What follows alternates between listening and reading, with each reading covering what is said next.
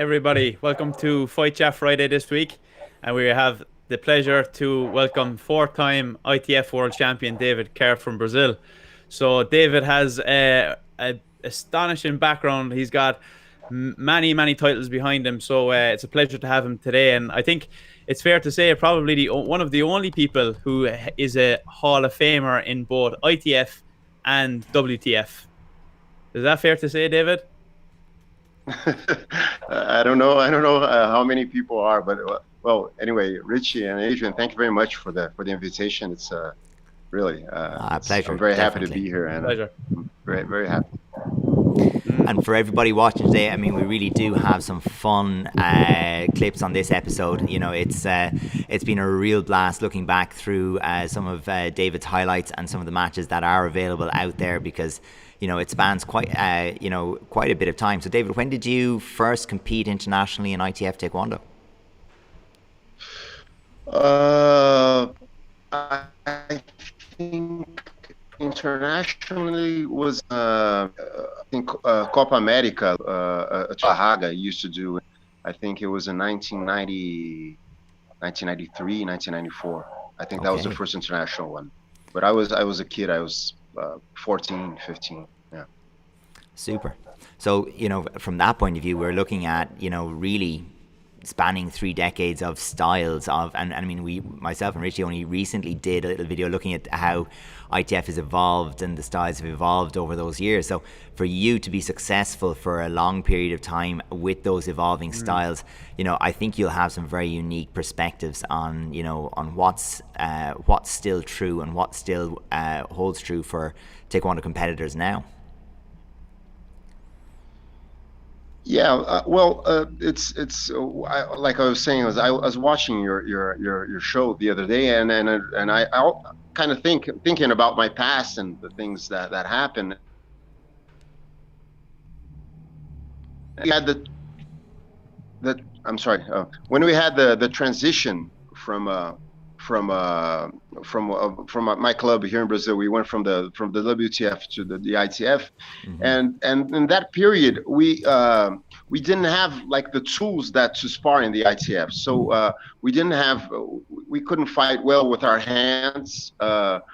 We weren't very good with the sidekick, for example. Sure. So when I started to compete internationally, like the first title that I had in the Pan American in 1996 in Regina in Canada, I really I couldn't spar with the Argentinians the same way they sparred, you know, with a strong front leg and coming in with the hands and things like that. So our style, and then when I went to Russia the next year, I based my sparring in speed. My teacher was very he trained a lot of speed and strength with the legs, of speed and movement, and trying to find like the best counters.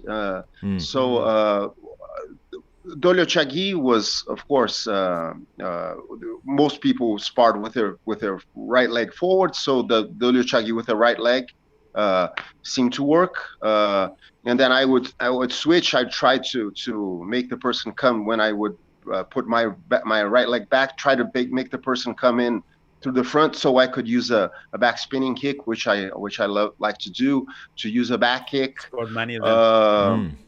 Yeah. And then I started to get like some things with the hands. Watching Paul Germain from his clips from my teacher, he got a VHS tape that he brought from North Korea, and like that thing that Paul Germain did, where he like lift his right leg forward and come in with a like a jab, but stronger, because he pulled it in and hit. So I started to train that. So I had that in my arsenal, let's say. But I really couldn't fight with a good Yopchagi with all the hand varieties that people could do, you know. So that came later on for me when I changed divisions. we did see you score a great side kick on Paul Germain there at the start. I think that was in Yeah, 1996. exactly. Is that right? You did It score was a nice one on him. exactly. It was in 1986. Yeah, It was. But I mean, during the fights, you can see that I can't like pressure people with the Yupcha. Yeah, still today it's not my strong point. But I couldn't like pressure people with the sidekick, and keep the distance. It was just like I was with my right leg forward, and he was like kind of switching guards, but he was kind of like mocking me, like you're not gonna hit me, and bam, I just went in and got him, so. Yeah, but it was a yeah, strong definitely. point. Yeah. You have created a wonderful segue, because the first video I want to run is actually that final from 1996 in the Pan Ams against Paul Germain in the final. And I think just for anyone who's only watched the last 8 or 10 years or the last few years of ITF, who's new to it, you're going to see some things in this match that are completely different in style, in context, and just relax, sit back and enjoy this one, and we'll chat with David through his feelings on the match immediately after. Okay. We get rid of us. We don't need to be here.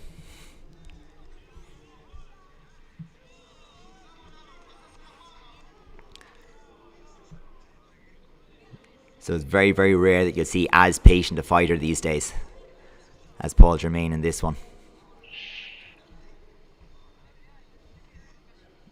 Yeah, I think, was he more of a counter-style fighter in a way as well, David, like yourself? I think it depends. I think he of course he had a wonderful arsenal of kicking. He could kick with both legs. He was very precise. I think he liked to do. Actually, I like to do the same thing that he did. Is like to pressure, try to make the person make a mistake or try to get into. And then attack or counterattack, but not being on top of that. Yeah, the pressure is coming from just that gradual stealing of space and like inviting and tempting the person to throw the shot and holding the counter ready. I think he stands quite committed to the counter that he's going to try. Exactly. Yeah. And you see, he doesn't throw the like. He's just giving a little pressure, and I think I was kind of frustrating him because I was coming in with that jumping punch, and I couldn't hit him, but he couldn't do anything to me. Yeah, very low scoring match. Yeah, exactly. I think I hit him with one jumping punch, and then I hit him with that Yopchagi. Of course, I was at the time I was kind of very nervous. It's my first. Yeah. You've just turned senior at this stage, I believe. Yeah. When you see you fighting like this against this style, there you go with that side kick. Yeah, and you say you don't have a side kick. Yeah. Good timing. That's a great one. Yeah. But it's interesting. I wonder when you talk about kind of that low scoring match, David, were you kind of trying to keep score in your head as you went along? Because obviously back in these days there's no scoreboard. So was that something that you tried to do? You tried to keep a tab of the score in your head, and maybe as a result then it would be more low scoring than a very intense high scoring contest, like a chess match almost. Yeah. I usually when I spar, I usually try to okay, I'm like 2 points ahead. I know I hit him with this.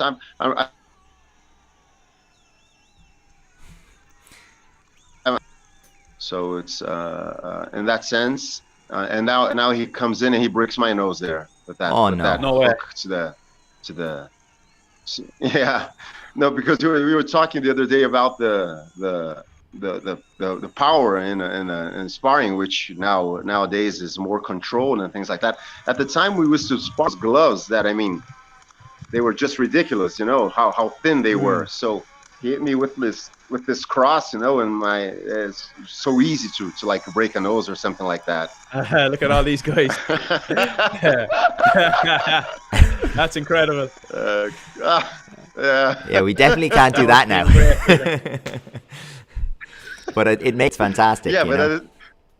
Yeah, at the time we didn't even have how do you say, a rubber dojang. I mean, everybody was in the Yeah. side of the ring. It was just the organization wasn't the best, the high point. Ah, no, that's great. Though. They're the moments that you'll never forget, and I'm sure your nose wasn't a problem for you in that moment when everybody is coming No, on. We'll think about no, the no. nose afterwards in the bar. But the it is interesting because Paul was such an explosive fighter. He would slow the tempo so much, very very slow, and then explode. And tempting the other person to act first, and then he would explode, and he'd meet you in the middle, and it was quite difficult for a lot of people because that wasn't the norm at the time either. He was quite he had a very unique style of his own, and I think it probably was quite a surprise to him to find someone who was almost matching that. You seem to be just as comfortable at that slightly slower style and being explosive, and you brought something that he wasn't dealing with too much himself in terms of those jumping punches. So and we can see throughout your career, you've used those jumping punches throughout, the whole career and made them effective. Yeah, with him, I used like only a counter jumping punch. I had seen like in 1994, he fought in Argentina, in Malaysia. He lost to Ricardo Hierro from Argentina. Ricardo Hierro loves to just all the time come in with a punch the guys from Argentina. They're always talking. Well, at the time they'll say, "Oh man, he just likes to do that." And Jermaine had a hard time with that. So I thought, well, that's. I'm sorry. So I thought, man, well, that's something that may work. That I can use against him.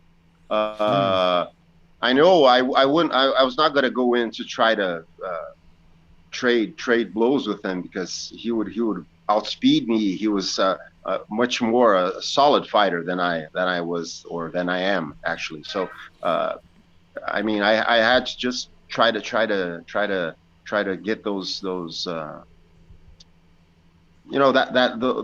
these little things that could make me win. Yeah. It's incredible that you were able to actually study opponents back then, and I'm sure there was a couple of VHS tapes going around maybe, but obviously it wasn't something that a lot of people could do back then, study opponents and see what they're good at, what they're not so good at. Can you hear me? Sorry, I can't hear you. Okay, let's have a look. We might have I think it might be on David's end. Can you hear me, David? Sorry, Can you hear me? I think your microphone has changed Hello? as well. I hear Hello? you now. Can you hear me? Might check 1 2.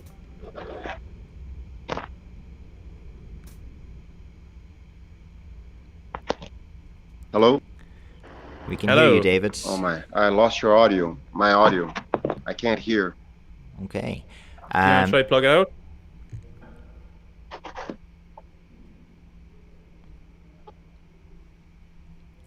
If you'd like, you can drop out and dial back in. You might be able to.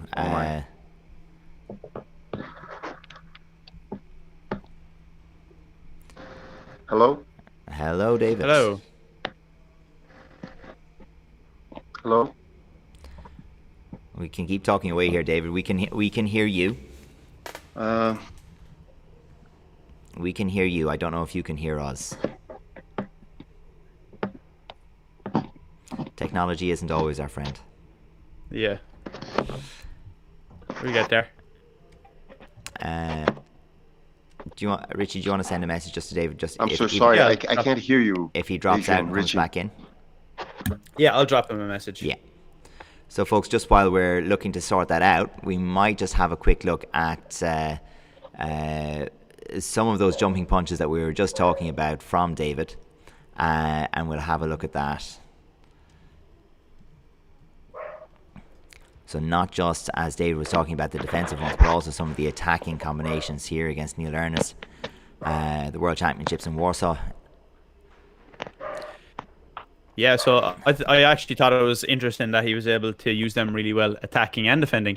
So it wasn't just the defensive ply or a counter-attacking style, but he kind of used them to attack, like this one here with Neil.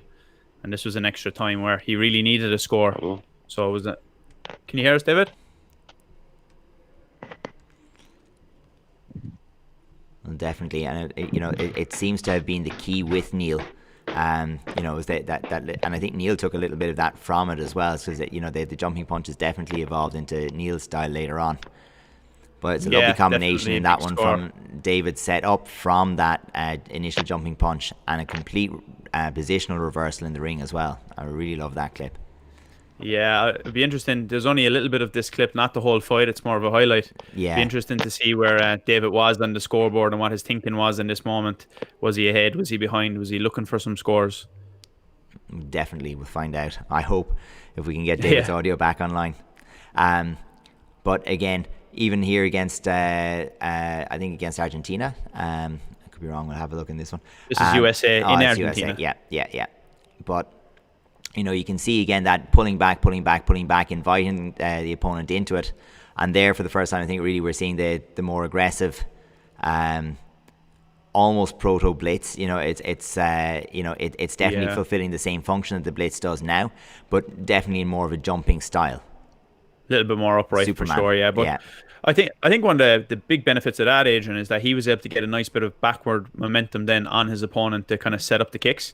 And you can see here he's setting up the turning kicks and the bandays and things like that. So this guy is quite big and strong. He doesn't get much momentum pushing this guy back, but that's it. I think this is this Gabriel Batista? Yeah. So it's 2007. First time actually seeing David spar live. So yeah, that was a cracker, back and forth. That was a great one. Went extra time as well. Awesome, but you can definitely see where getting that height over the front leg. As Dave was saying, he's not particularly willing to trade and work around the front leg and work with his own front leg. So it's giving him an opportunity, if the chamber isn't there, that he can get up and over, and it's letting him open out his full repertoire of skills. Then and team sparring David against just Canada. Text us back there. He's going to come back in. So hopefully we get him back online. That's the joys of being live, everyone. I guess. Yeah, it doesn't always work exactly as you'd want. Yeah, maybe we'll use this opportunity actually to thank everybody who has followed us this far, because we hit the 8,000 subscriber mark today. So thanks to everybody who does tune in and follow along with us each week and has been following along from the start. So it'll be interesting to see if there's anybody here tuned in live. Let us know in the chat box if you've been with us since the beginning of the journey. So that would be cool to see. Exactly. Let me just see if we've got David here, and have we got a little bit of audio. Let me just make sure he is there. Yes. And David, can you hear us? Doesn't sound promising, does it? You can't hear us. Let me just see. I just want to make sure as well, from the point of view of I think the audio going out is being heard. So I wonder, could we do something? Could we get the oh no, it'll be delayed for David if we do it over YouTube. He's not muted. We have I don't think there's anything on our end. I think do you want to try without the headphones, David, just to see how it goes? Do you want to? Just sent him a message with that there, so hopefully he sees that. Yeah, we might try without the headphones, but might give us a chance to do something on that. And let me see if I can.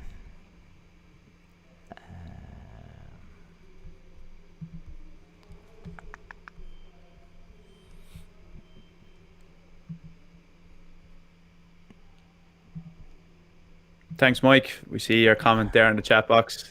Appreciate that. Yeah. Shout out to Gavin as well. Yeah, a few of the guys there who are definitely regular listeners, and very, very much appreciated, and great to have you guys along here. And it was a nice little milestone to hit there on the or during the week. Was it yesterday? It kind of ticked over. It was actually just today, I think. So it was just today. It was a tiny one. I see a message from Henning there as well, who's mentioning the interesting fighting style that David Kerr had. Yeah, for sure. He would be nice to hear from him how he assessed to throw those punches. And I think we had a clip lined up there to maybe assess how he set those up with his rhythm, his timing, and his feints and things like that. So hopefully we can get David back online and we can get his thoughts on that. And if that was actually his intention, or was it just something that we seen and maybe he was thinking of something completely different? Who knows? So hopefully we can get David back on and we can get his thoughts on that. No, we have nothing much coming through just there, but we did. Oh, that won't work. That's going in the wrong place altogether. So we'll give this a go here this way, and we can have a little bit of a look back on that while we're getting David to log back in again. Lots of spinning shots, great shots. Exactly.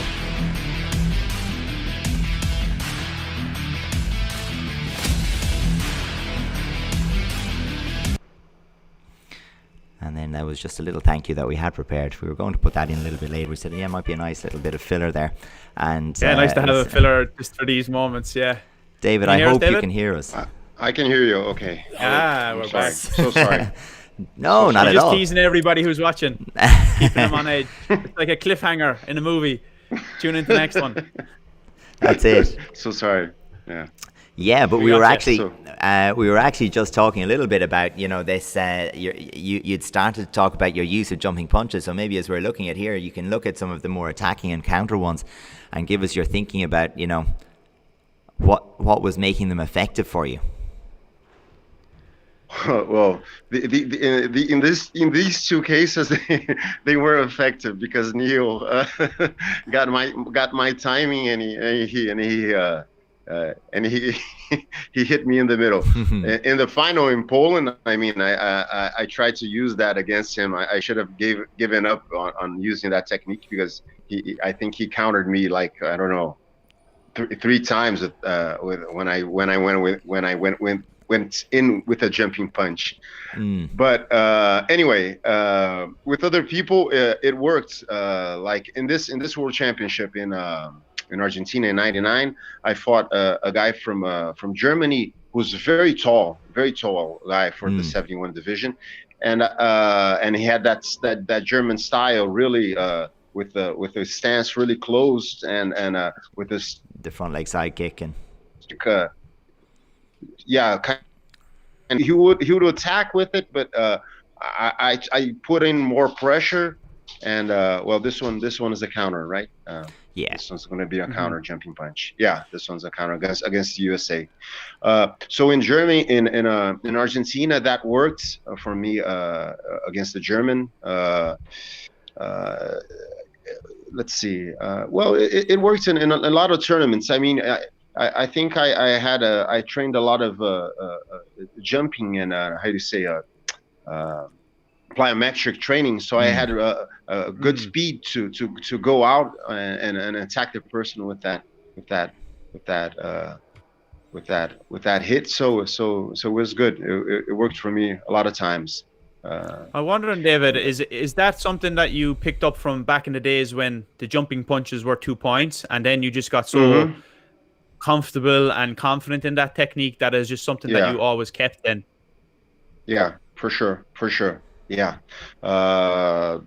it was something that in the 71 and of course it all depends on who I was fighting. Here against Batista, that worked here. Well, he got me with a sidekick a little bit low, but yeah, for sure, it was like when it was worth 2 points. It was really it was worth trying to use this punch. When I moved up to 80 kilos and someone was strong with their hands and things like that, maybe sometimes I didn't feel so confident to do it as when I was sparring and up to 71. But anyway, it was something. Maybe. Yeah. But anyway, I did notice as well, David, that you you try to use it after a lot of resets and restarts. So if there was like a warning or something where the referee stopped the contest, was that something that you had in your brain that, okay, if there was a stop and play, that you might look for that opportunity, or is that just the way it happened, that it was just how it played? Yeah, I never. Now that you're saying yeah, but I was not conscious that I was doing that Yeah, after it stopped. No, I was not conscious. Mm. Maybe It's more than I nice had for the them. feeling. Yeah, I had the feeling that the guy was like not so. He was not so concentrated, or had to get back into the fight, and then Sure. maybe I took advantage of that. Yeah, maybe. I Yeah, definitely think with the speed, particularly on the attacking jumping punches, you know, the speed that you cover the ground with, I think that would have translated very well into what you're seeing now with the more modern style blitz. You know, so staying lower, staying on the ground, and driving forward with the hands from that longer distance. I mean, I think, you know, if you could have seen the future, and you know, you knew exactly how this technique plays out, I think you could have, you know, been very, very effective with that, you know, if you took it back just those few extra years, because you're very close to it, even with because with the attacking jumping punches you stay much lower, you know, you cover the ground forward much better. So I think it's like when we were chatting through it, when you couldn't hear, I was saying it's almost like a proto blitz. So it's like an early form of that blitz as it's being developed. So I can imagine how it was a surprise to a lot of competitors at the time. Yeah, I think what surprised mostly is because I could do it really quickly, you know. It's that's something, and then I started like okay, so I'm gonna lift my leg up here a little bit. I'm gonna try to break the rhythm, try to get him like with the Germany, for example. I fought Germany 3 times in the World Championship, and I won 2 times, and I lost in the last one against Colonellos. Okay, yes. But like when I stepped in and I could pressure, and the guy was like lifting his front leg, you know, for the Yopchagi, just trying to get my rhythm to throw the side kick. I would pressure, and when I felt that his leg lost a little bit of, you know, he wouldn't be able to come in, and then I would attack, and it worked both times. The first 2 times. The third time I didn't even try because his head was like 3. He's a tall boy. Yeah, for sure. Exactly. No, you did really well against that as well, and we might touch on that later with some banded olio chagis and things. But sure. I think you mentioned it there about setting up the jumping punches, and for me, it's the rhythm and the feints and the things that you're doing before that, which allows that to happen. And maybe it's because being somebody from Brazil, the samba and the natural rhythm that you guys got over there, maybe that's what sets it up. But maybe a little bit of WTF influence as well, maybe with the feints, setting up your back leg, and then when they're thinking about that back leg, then it opens up the front hand for the jumping punches. So I think they kind of worked really well together, hand in hand. I think this one probably hurt though. That was against Alejandro Gartenberg. Yeah, he's a very good competitor from Argentina. Very good, and this feints and things like that. It's really an interesting thing that happened to me, and I always, when I give seminars and things like that, I always bring this story up because when I was preparing for Russia, not for the first time we were going to the World Championships, I won the Brazilian selectives, but I was having a really hard time here with the guy that I had won the Brazilian selectives in the training. I mean, he could anticipate with a jumping punch too. He was very good at that, and I was having a hard time sparring him because every time I would go in, he would cut me and hit me, and so I was getting very frustrated because I was like, I'm going to a World Championship, and I can't even beat the guy that I had won. But I mean, I'm not doing well in the trainings. So one night, it was like a Sunday night, I went to sleep, and I dreamed that I had won the World Championship in Russia, and it was like in this Coliseum kind of place. And Pierre Guinet came to me afterwards, and he said, "Hey, David, congratulations, on your World Championship. I swear to God, Wow. it's yeah."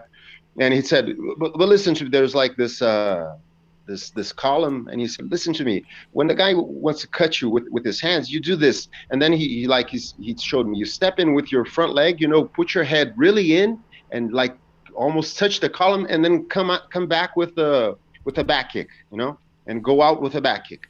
Mm-hmm. So he showed me that in the dream. No way. Later on, I told him that championship. I don't know if you listened, but anyway, and that was in a closed stance, So with me, with my chest to one side and the chest of the other person to the other side. And then I said, okay, so I can use it with both chests to the same side. I can step in with my front leg and like step back in the diagonal with my back leg, with my right leg, and then hit the dolio chagi. This I did consciously training. I thought about that. So I mean, these kind of feints and things like that always worked for me.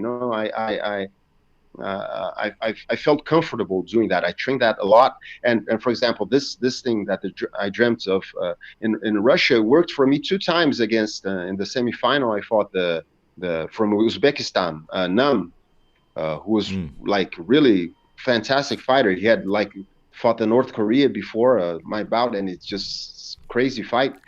And I hit him 2 times with that. I just stepped in, doing that and stepping in and putting my head forward. And he came in with his hands, and bam, I hit him with two back kicks. So it was, I felt comfortable doing that, Yeah, that's good. Yeah. We just have a little hello from Rafa Ventura from Uruguay. Yeah. So it's very nice. Again, it's amazing. I think you're a very cerebral fighter from the sound of it. So things go, really planning it out in your head and not stepping into the ring and going from, your natural reactions, your training. So structuring your training to be able to do things in the ring to solve problems you're going to have. So yeah, that's very exactly. Yeah, it's really interesting. Yeah. No, this is something that I don't consider myself like a fighter, like there's some guys that that are like not natural born fighters, you can see it, you can feel it, it's in their eyes and how they fight. It just comes very natural for them. There's like in Brazil there's a kid, Bruno Furtado, from Rio. I mean, he just throws from whatever, from wherever, and it hits, and it's just, and he engage, and it's always in combinations and goes back hitting. I mean, incredible things. I could never do that. So I had to find like my best techniques and the best things, and see how people were fighting, and like have an option of things that I could use. I always like to watch the person fight, be in the side of the ring, watch him fight, so I could make a plan before coming in, I think as well, some people treat it as a fight and some people treat it as a game. And if I was to guess, I think you treat it more like a game. Mm-hmm. Mm-hmm. Yeah, exactly. I say fight because yeah, of course it is. Yeah. But it's how you treat it. If I think if you we often see it with the kids as well. Some kids are happier if they're going fighting, and some kids that will put them off and they won't engage with it. And when they start to think of it as a game, it lets them explore what they can do. But it's true for us as adults as well. But of course, that went with your style really well then as well, David, because you had that kind of counter style, and maybe not like big combinations maybe wasn't your thing as much. You're looking to get the one clear score a bit more compared to some other guys. So I think that style really suited you as well, and I think that's a lesson in itself, to try and work on your own strengths and base it around your own personality, not try and copy what everybody else does. Yeah, no, for sure. When I saw like that sidekick style that the ITF had. We trained a lot of sidekicks and things like that, but it never worked for me, either in the gym or in tournaments. It never worked for me I could never pressure well with that. I could pressure well, much better, like just pressure with my footwork and coming in and okay, so I'm gonna feint a little bit. When the guy decides he's gonna attack, I can just relax, go around, take it easy, and then get back to that. So that worked a lot better for me than trying to attack and hit like, I mean, and as I think the Barada style, just coming in and bam, bam, bam all the time, and it's fantastic. I would love to fight like that. it's be like a machine, like he says, Barada, the machine. The nickname. That reminds me of a story exactly. that we had, David. When I spoke to you in Benidorm at the World Championships, and it was at the party, maybe we were after a few beers, so maybe you don't remember, but we had a conversation where you said you'd like to have the Irish sidekick, and I said I'd be happily traded for the Bandedolia Chaggy that you have. So maybe that's a good way to look at the next clips that we have lined up for your area. You've landed some incredible Bandedolia Chaggys throughout your career. Well, let's have a look. Okay.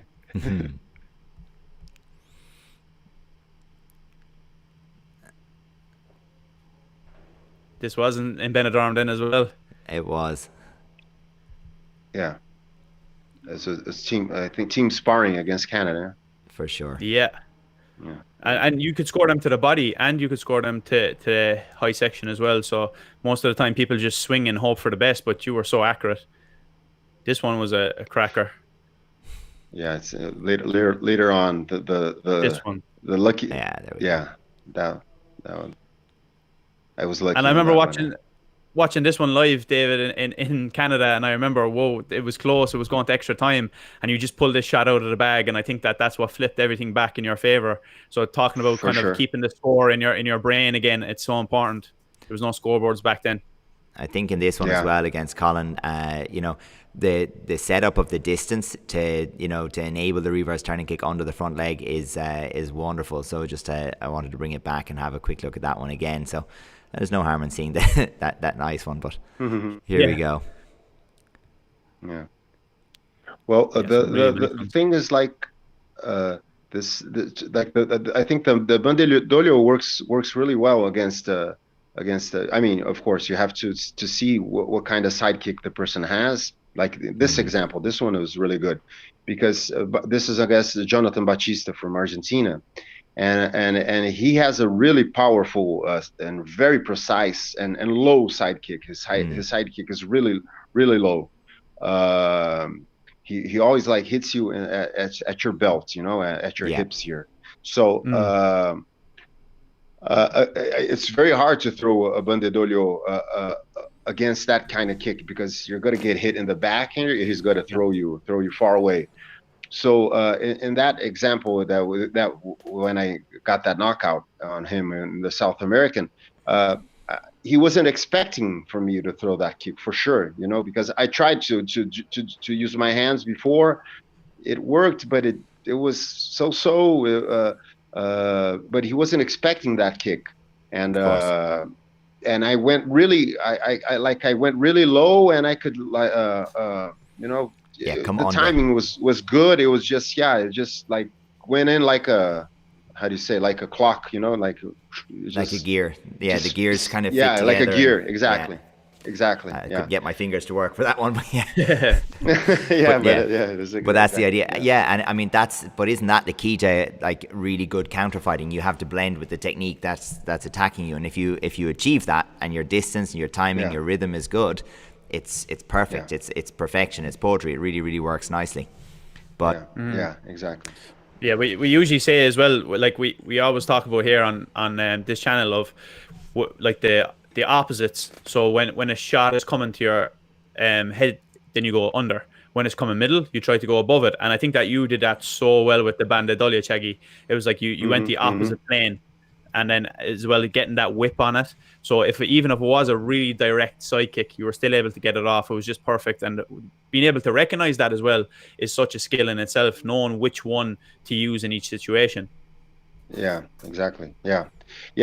It's something that I say to my students. To fight. I mean, of course, it depends on your personality, things like that. But it requires a lot of sensibility.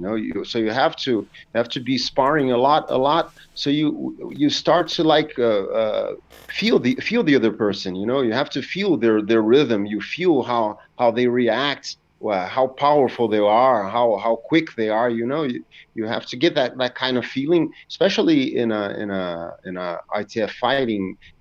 I mean, it's so quick. 2 minutes, two rounds of Yeah. 2 minutes. I mean, it's very quick. So you have to be able to read things really quick and get into to be able to do your things. Yeah. So true.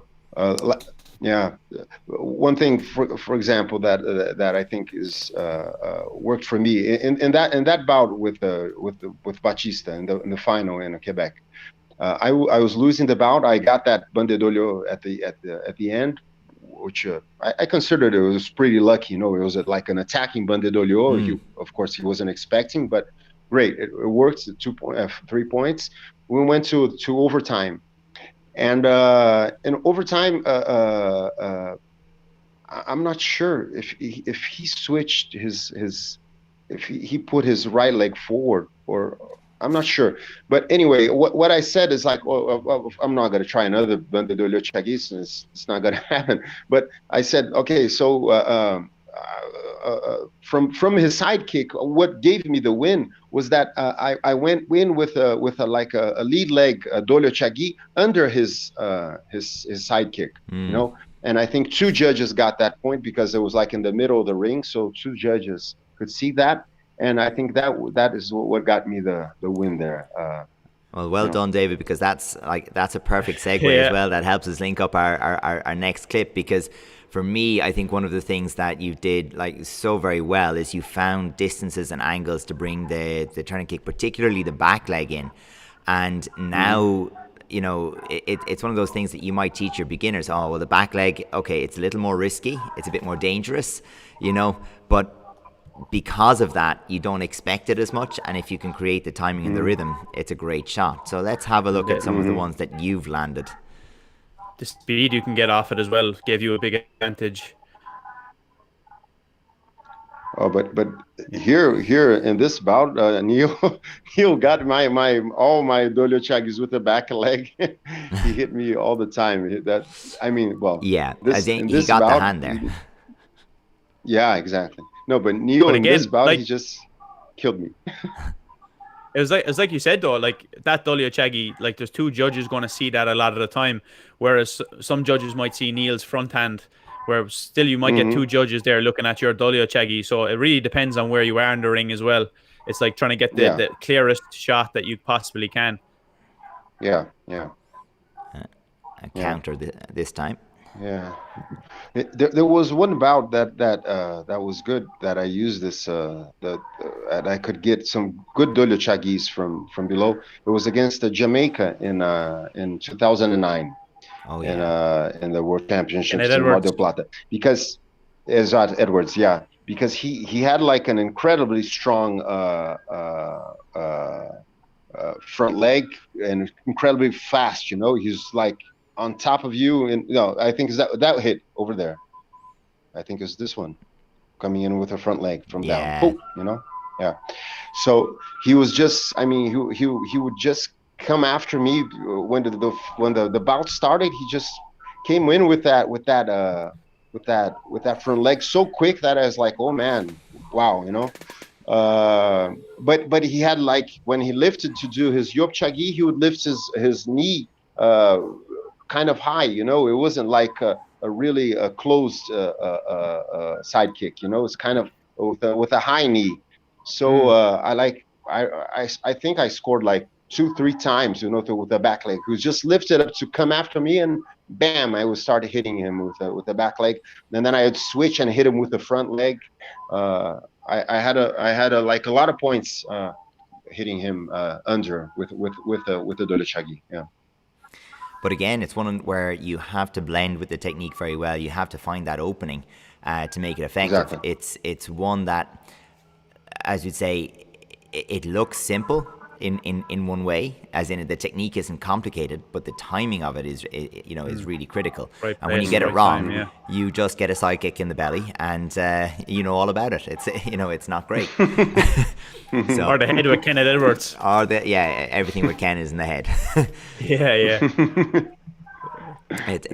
It's definitely a thing, and I think because of, you know, the combination of techniques that you favored, because, you know, we tend to see, particularly in Europe, we see the side kick as quite a safe technique to sit behind.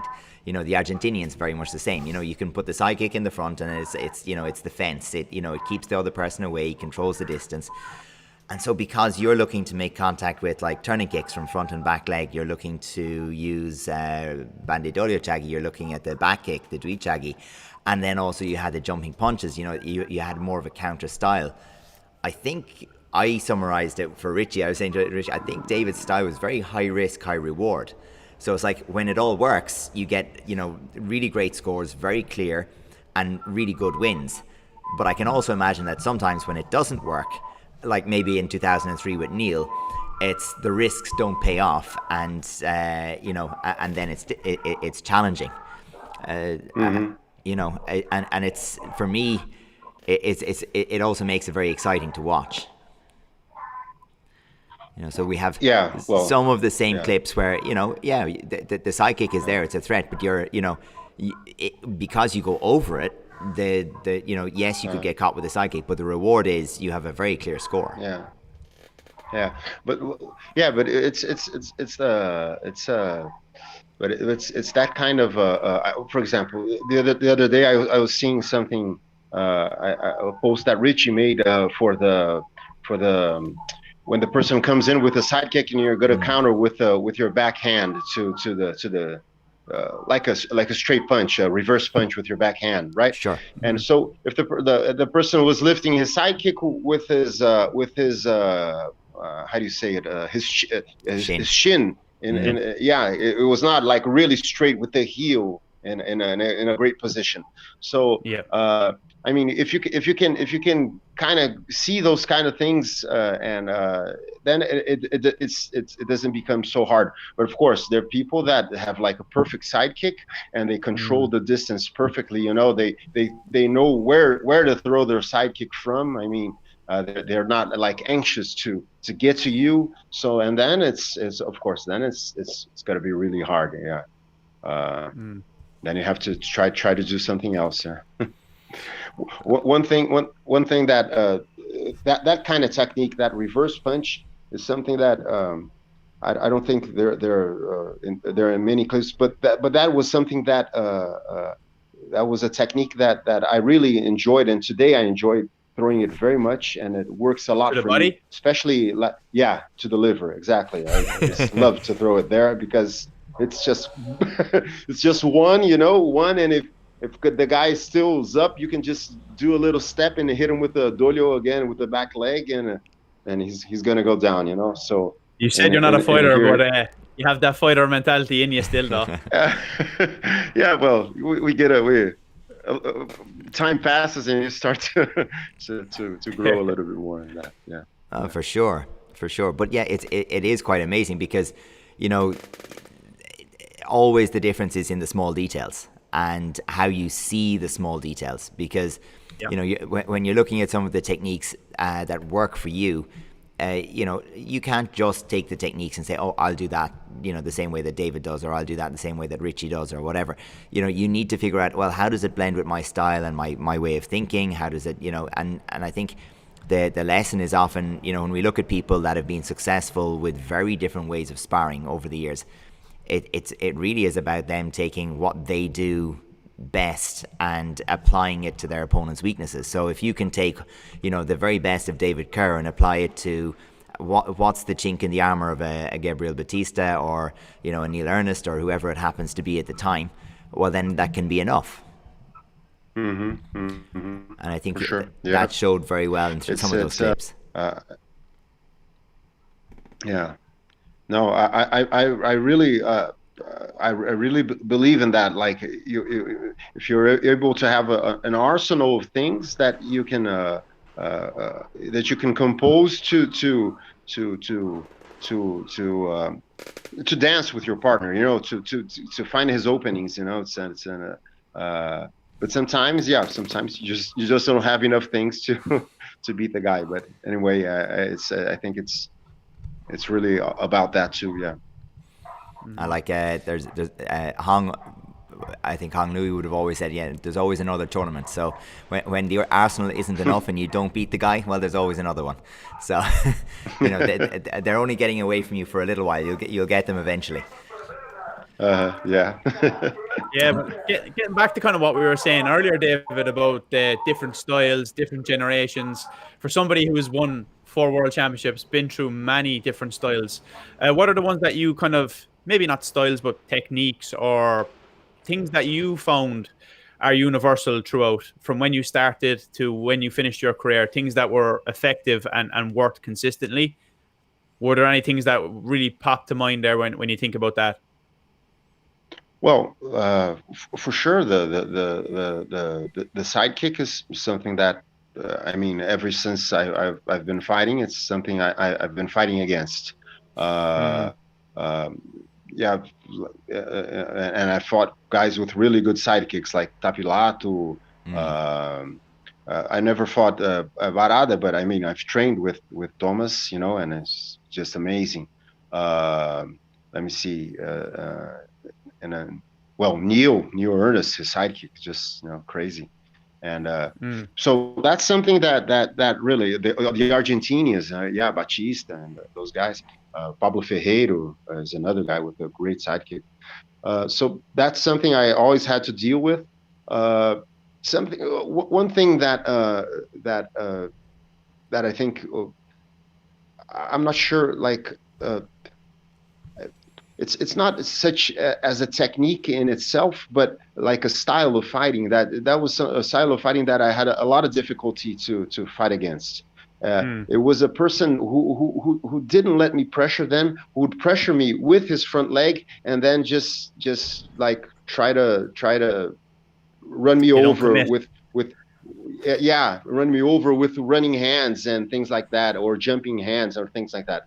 So Batista did that, which was very difficult to fight against. Tapilato was another guy who had like a double, triple sidekick, just trying to run you over and then go in with the hands, and so that was something that really gave me a hard time, to fight against these kind of people who didn't let me think too much, who just tried to run me over. Yeah.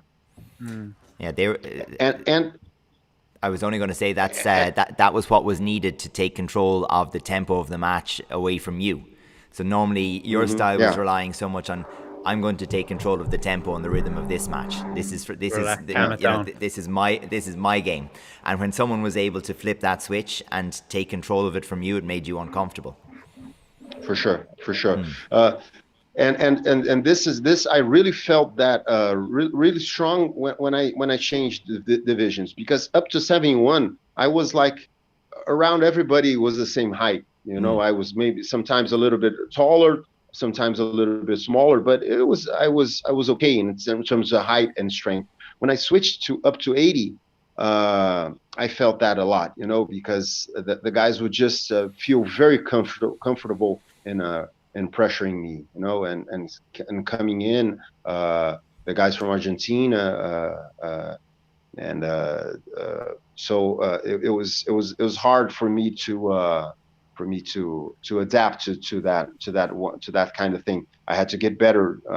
It was good because I had to get better with my hands, to be able to counter with my hands with a reverse punch, when the person was coming in, to avoid like the front hand. So putting your head to the side and coming in with the hand, all those kinds of things I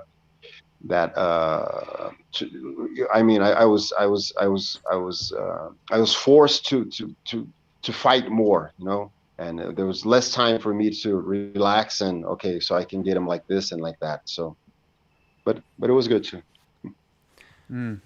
Absolutely. So, the core principle there we've got is, it's nice. It always comes back to some of the same things that, you control what you can. And one of the things that you can control is the tempo and the rhythm of the match.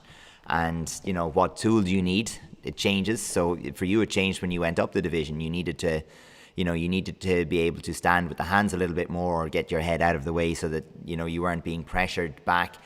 And I think there's a good lesson in that for people as well, that, the tools that you need might change as your career progresses, and we see this the whole time. And even the footwork and the side kick that we've seen today, like you setting the tempo with your footwork, David, and then other people that you might have come up against trying to set the tempo with their front leg, and that like not different committing with that front leg, but trying to push it back. Exactly. There's different ways to do it as well. Yeah. So any thoughts that you have, David, before we wrap things up for today? Well, thank you very much for for inviting me. I mean, I feel honored to be here, and it's just a great pleasure, and I enjoy the way you guys break down things. I've passed like the Instagram page for my students, saying these guys are saying really interesting things, and it's thank you very much. Look, thank you. Absolute pleasure, and a complete gentleman, folks. And if you haven't met David Kerr in person, if you get an opportunity to do say hello. An absolute gentleman, and always comes across very, very well. And I would say if you want to hear a little bit more from him, the Black Belter podcast had a great chat with David just a couple of weeks ago. So go check that out. You'll learn quite a lot more about I think his background and his beginnings in Taekwondo and that side of things as well. So a great story if you haven't heard it. Richie, you taking us home? Absolutely. That's it, guys. Thanks very much. It's been an honor to sit down and break down the secrets behind the 4-time ITF World Champion through many generations and styles. So absolute pleasure. Thanks to everybody who joined us, tuned in. Make sure and you hit David up on Instagram, Taekwondo_David Kerr, I think. Check it out. It's on our Instagram story anyway, TKD Coach Academy. As always, thanks for watching, and we'll see you in the next one. Thanks again, David. Thank you.